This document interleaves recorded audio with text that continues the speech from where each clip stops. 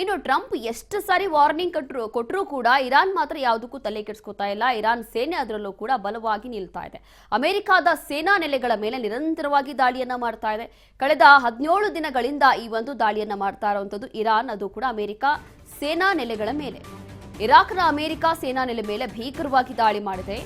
ಇರ್ಬಿಲ್ನ ಸೇನಾ ನೆಲೆ ಮೇಲೆ ಡ್ರೋನ್ ದಾಳಿ ಮಾಡಿದೆ. ಈಗ ಡೊನಾಲ್ಡ್ ಟ್ರಂಪ್ ಅವರು ಈಗಾಗಲೇ ಒಂದು 10 ಬಾರಿ ಆದರೂ ವಾರ್ನಿಂಗ್ ಕೊಟ್ಟಿರಬಹುದು ಇರಾನ್ಗೆ.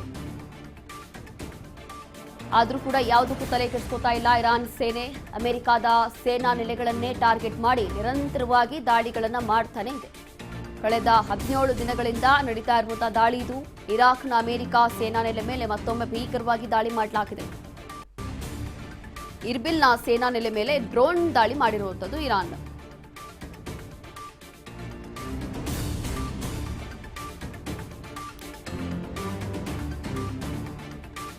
ಟ್ರಂಪ್ ಎಷ್ಟೇ ಬಾರಿ ವಾರ್ನಿಂಗ್ ಕೊಟ್ಟರು ಕೂಡ ಇರಾನ್ ಸೇನೆ ಬಗ್ತಾ ಇಲ್ಲ, ಯಾವುದಕ್ಕೂ ತಲೆ ಕೆಡಿಸ್ಕೋತಾ ಇಲ್ಲ.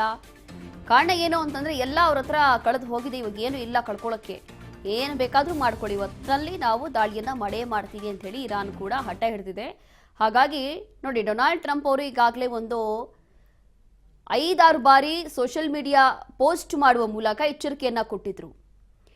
ಅಂದ್ರೆ ಇರಾನ್ ಖುದ್ದಾಗಿ ಸೈಲೆಂಟ್ ಆಗಬೇಕು, ಶರಣಾಗತಿ ಆಗಬೇಕು, ಇಲ್ಲ ಅಂತಂದ್ರೆ ಈ ರೀತಿಯಾಗಿ ದಾಳಿಗಳನ್ನು ಮುಂದುವರಿಸಿದ್ರೆ ಇತಿಹಾಸದಲ್ಲೇ ನೀವು ನೋಡಿರೋದಿಲ್ಲ ಅಂತ ಒಂದು ಭೀಕರ ದಾಳಿಗಳನ್ನು ನಾವು ಮಾಡಿ ಎಲ್ಲವೂ ಕೂಡ ಬ್ಲಾಸ್ಟ್ ಮಾಡಿ ಎಲ್ಲವೂ ಕೂಡ ನಾಶ ಮಾಡ್ತೀವಿ, ಇರಾನ್ನಲ್ಲಿ ಆ ಒಂದು ಜಾಗವನ್ನ ನಾವೇ ವಶಕ್ಕೆ ಪಡೆದುಕೊಳ್ತೀವಿ ಅಂತೇಳಿ ಟ್ರಂಪ್ ಅವರು ಎಚ್ಚರಿಕೆ ಕೊಟ್ಟಿದ್ರು. ಆದರೆ ಅದಾದ ನಂತರ ಇರಾನ್ನಿಂದ ಒಂದು ವಾರ್ನಿಂಗ್ ಬರುತ್ತೆ. ಯುದ್ಧ ಆರಂಭ ಮಾಡಿರೋದು ಅಮೆರಿಕ ಹಾಗೂ ಇಸ್ರೇಲ್, ಆದರೆ ಆ ಯುದ್ಧವನ್ನು ನಿಲ್ಲಿಸೋದು ನಾವು ಅಂತಂದ್ರೆ ಇರಾನ್ ಅವರು ಅಂತ ಹೇಳಿ ಒಂದು ಎಚ್ಚರಿಕೆ ಬಂದಿತ್ತು.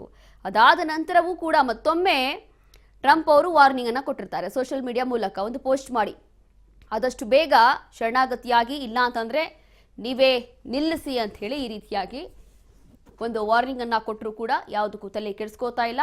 ಇರಾನ್ ನಿರಂತರವಾಗಿ ಅಮೆರಿಕ ಹಾಗೂ ಇಸ್ರೇಲ್ ಮೇಲೆ ಬ್ಯಾಕ್ ಟು ಬ್ಯಾಕ್ ಈ ರೀತಿಯಾಗಿ ದಾಳಿಯನ್ನ ಮಾಡ್ತಾನೆ ಇದೆ. ಹಾಗಾಗಿ ನೋಡೋಣ ಈ ಒಂದು ದಾಳಿ ಪ್ರತಿ ದಾಳಿ ಎಷ್ಟು ದಿನ ಮುಂದುವರಿಯುತ್ತೆ. ಆದಷ್ಟು ಬೇಗ ಇದಕ್ಕೆ ಬ್ರೇಕ್ ಬಿದ್ರೆ ಬಹಳ ಒಳ್ಳೆಯದು.